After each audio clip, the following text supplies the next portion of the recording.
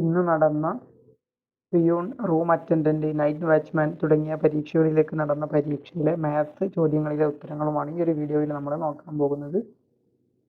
Maths പൊതുവെ ലളിതമായിരുന്നു.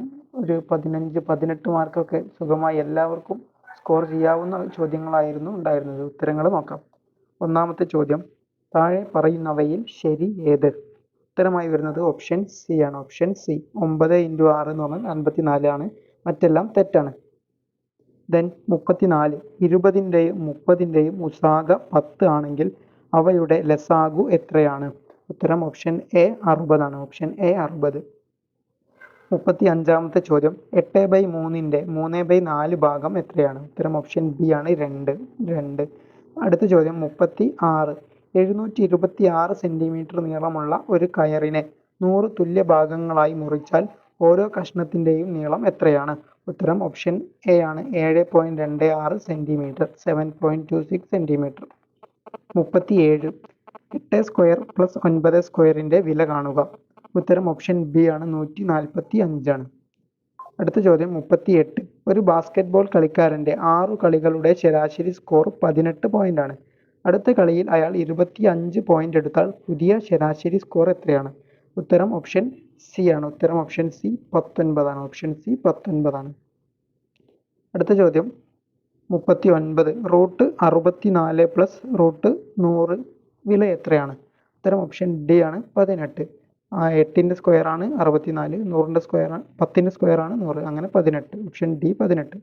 ഒരു വ്യക്തി 1200 രൂപയ്ക്ക് വാങ്ങിയ ഒരു വീട്ടുപകരണം 1500 രൂപയ്ക്ക് വിറ്റു എങ്കിൽ ലാഭശതമാനം എത്രയാണ്?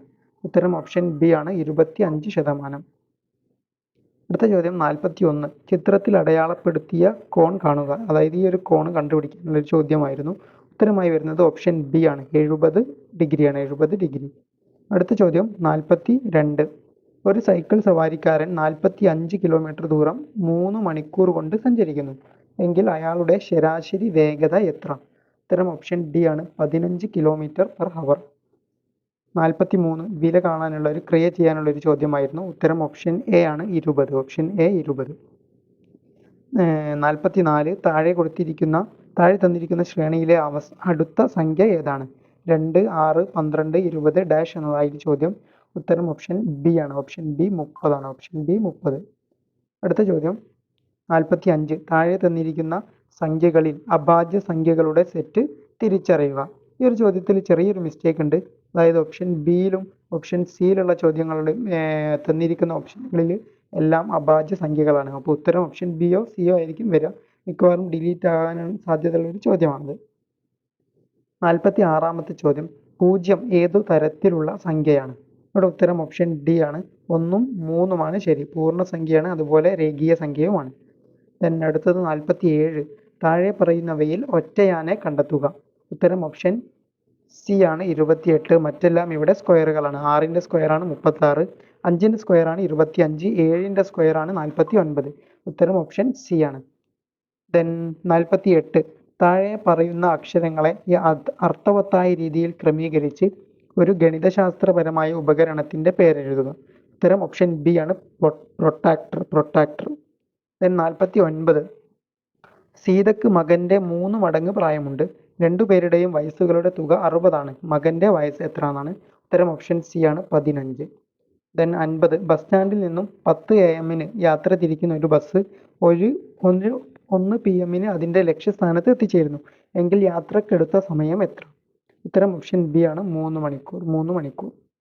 then 51, 3/2ൻ്റെ 10 മടങ്ങ് എത്ര കിലോഗ്രാം ആണ്? ഉത്തരം ഓപ്ഷൻ സി ആണ് 15 കിലോഗ്രാം ആണ്. Option C.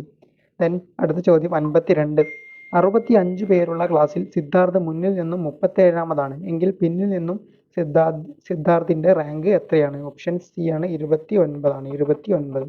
ഓക്കെ, അപ്പോൾ ഇത്രയുമാണ് ഇന്നത്തെ പരീക്ഷയിലെ മാത്സ് ചോദ്യങ്ങളും ഉത്തരങ്ങളും. നിങ്ങൾ ഇന്ന് പരീക്ഷ എഴുതിയ ഒരാളാണെങ്കിൽ നിങ്ങൾക്ക് ഇന്നത്തെ എക്സാം എങ്ങനെ ഉണ്ടായിരുന്നു താഴെ ജസ്റ്റ് ഒന്ന് കമൻറ്റ് ചെയ്യും. അതുപോലെ ഈ ഒരു പറഞ്ഞ ആൻസറുകളിൽ ഏതെങ്കിലും തിരുത്തുണ്ടെങ്കിൽ ഞാൻ എന്ത് ചെയ്യുക, കമൻറ്റ് ബോക്സിൽ പിന്നെ ഇത് വെക്കാം. എല്ലാവർക്കും നല്ല രൂപത്തിൽ തന്നെ എക്സാം എഴുതാൻ പറ്റിയെന്ന് പ്രതീക്ഷിക്കുകയാണ്. എല്ലാവർക്കും വിജയാശംസകൾ. Thank you.